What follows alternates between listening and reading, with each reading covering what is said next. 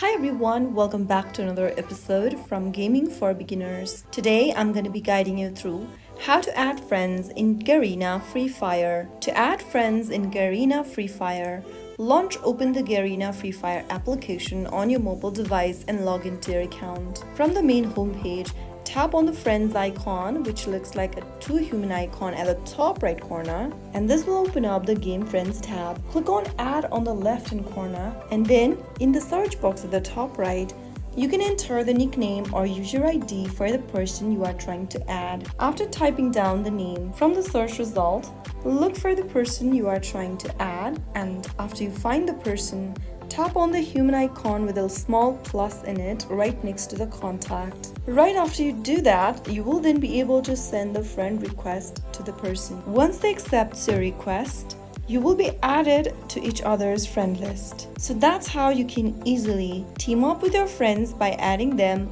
on FreeFire. If you found the video helpful, don't forget to like, share and subscribe. I will see you in the next episode. Thank you for watching.